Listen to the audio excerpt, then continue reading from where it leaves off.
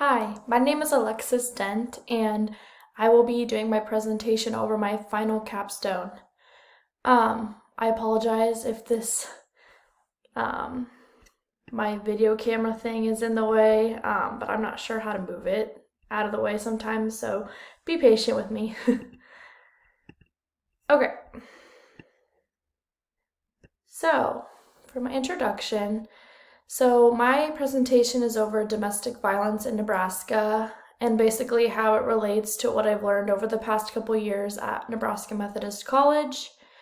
I chose domestic violence because I think a lot of people go through situations where they experience domestic violence, whether it's with um, their boyfriend, their husband. I think a lot of people know somebody that has also um, gone through something with domestic violence. So I think it is a very important topic that people need to discuss, and especially as nurses in our field of work, we need to be very cautious about domestic violence and learn how to spot the signs and how to get people help if they want it. Um, my personal connection to this is I know somebody that has gone through domestic violence, and I just know that it can be a very hard thing to get through, and I just want to be able to use my future career and be able to help people that are going through issues.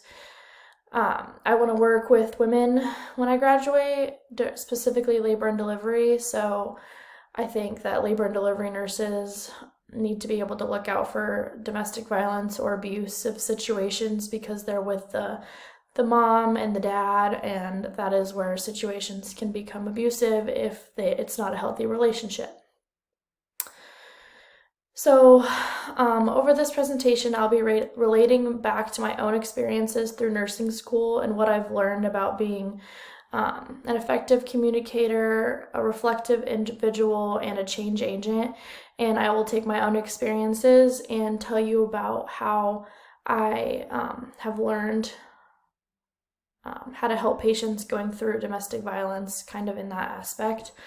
According to the NCADV, domestic violence is the willful intimidation, physical assault, battery, sexual assault, and other abusive behaviors as part of a systematic pattern of power and control to intimidate your partner. Okay, again, sorry, my thing's in the way. I don't know how to make it smaller. So, for my experience number one related to domestic violence for my effective communicator area, my first experience was when I sat down with my sister and had an adult conversation and figured out what was wrong.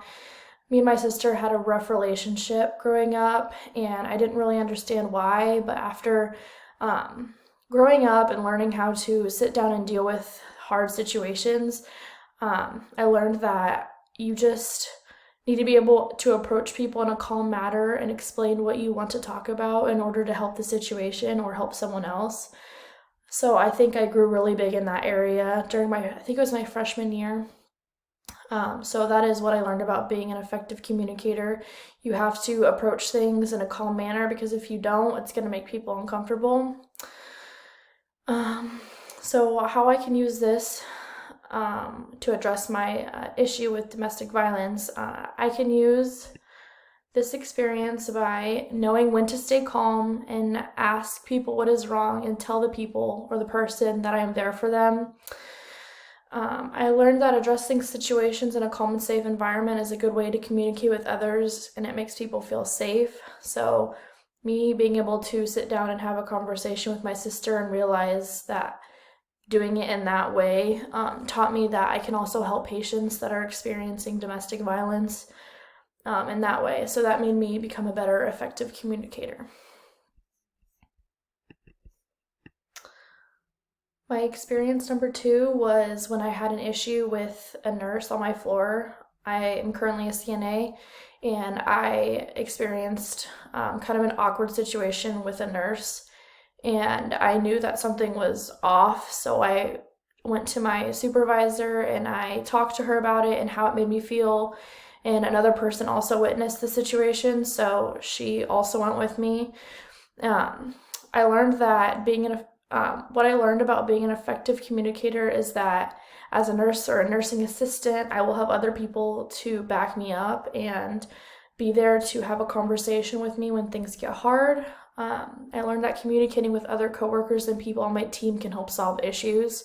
So, moving forward as a nurse, especially if I work with women, I know that I will be able to talk to my supervisors or my other coworkers if I notice that someone is in an unsafe relationship or there's an issue and I think domestic violence could be involved. I know that I can go and ask for help or ask other people's advice and also help the person get in a safe environment if there is a situation involving domestic violence. Again, I can use my charge nurse, my supervisors, and also my coworkers, and we can just get the person help and get the situation under control. So I really learned how to be an effective communicator when I started my nursing assistant job. So that situation really helped me grow as an effective communicator. So moving on to a reflective individual, my experience number one was, so as a freshman, I was brand new to nursing and I never really interacted with patients in a patient situation. So I went into a patient's room and I kind of approached a patient in the wrong tone or manner, and I didn't really realize it until they talked to my nursing instructor about it. I ended up apologizing, and I realized that patients aren't just a check on your list and that you got to make sure that you treat them as a patient and you're there to care for them. So that was a really big growing opportunity for me. So what I learned about being a reflective individual. I was able to reflect on my mistake, and I was able to change the way that I approached patients based off the situation. So that is how I learned about being a reflective individual. I went home that day and really thought about what I did and how I can be better. So I think that really made me grow. So I can use this situation to address my issue is because when I'm in a situation with a patient that is experiencing domestic abuse, I can reflect on how the patient handles the conversations that I have with them and how they deal with the way I approach them, because I know that can be a scary situation to talk about domestic violence or abuse, and I need to know how to approach patients in a calm manner again. So if there ever is a situation where I need to reflect on how I handled the situation, I know that just like when I was a freshman, I can reflect on it and think about ways I can be better in the future for my patients and also for myself. Okay, my experience number two related to domestic violence for being a reflective individual was when I was in clinical, I had a situation where a nurse was not being very compassionate. I didn't think she was treating her patients very well. So I learned that so I kind of, on my way home, reflected on how she was acting, and I knew I did not want to be like that nurse. So I know that I want to care for my patients and make them feel cared for, and that I want them to know that I am there for them. So I really reflected on how I want to be in the future, and I knew I did not want to be like that.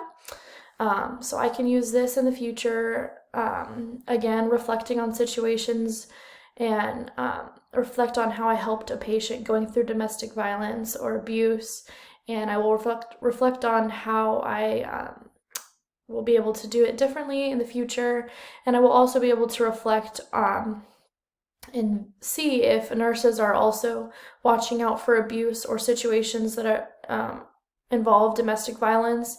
And if they're not helping the patients, I'm going to reflect on that, and I will be able to help the patient and step in, especially if I see something that I know needs to be changed. Okay, for a change agent, this is my experience number one. So when I was a sophomore or junior in college, my boyfriend had undiagnosed anxiety, and I kind of knew something was up, but I never really tried to help him, but I decided to step in because I could see that it was really affecting him, and I encouraged and helped him seek help and also some medications and counseling. What I learned is that just being there for somebody can really change the outcome. Stepping in and telling them that you care for them and that you want them to get better is very important. And I also learned that listening to them and showing or telling them that you're there for them can really be a game changer, especially for patients. So that really changed my boyfriend. And 2 years later, now that we're both seniors, he's better than ever, and he is on medications, and he is so much happier. I learned that addressing the situations that are uncomfortable can change someone's life. So if I think someone is being abused, I know that I will need to investigate and step in and hopefully be able to change that situation for that patient. So just being able to address the situation and try and change the outcome for that patient is really important. My experience number 2 is when a patient did not think the nurse was listening to her needs. A patient expressed to me that she didn't think her nurse was listening to her, and I went in there and I had like an hour conversation with her, and I really dug deep into what she really wanted, and I advocated for that patient. So I learned that just by listening to somebody, you can really change the situation. Just looking at their body language, you can learn a lot, and you can help people. You can become a change agent with any patient that you encounter. So I learned that by learning what the patient's wants and needs were and reading the situation, that you can help get a patient out of a abusive relationship, or you can be a change agent for them. I think being a change agent is one of the bigger things when talking about domestic violence, because domestic violence can really hurt somebody's life, and ultimately it can affect their whether they live or not. I mean, domestic violence can be life-threatening, so I think being a change agent is really important. So I learned a lot about being a change agent, and hopefully I can be able to help my patients in the future, especially if they're going through domestic violence. Okay, for my conclusion, over the last 4 years, I learned so much about being a change agent, a reflective individual, and an effective communicator. Methodist College has really helped me grow into a well-rounded student and also a future nurse. I think I've learned so much about being every single one of these characteristics that Methodist teaches their students, and I think that I have grown so much over the past 4 years.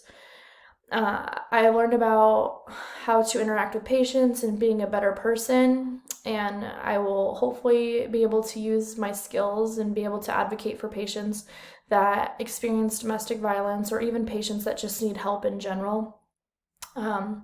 I think my skills have really grown throughout my journey through Methodist College, and I really appreciate everything Methodist has taught me.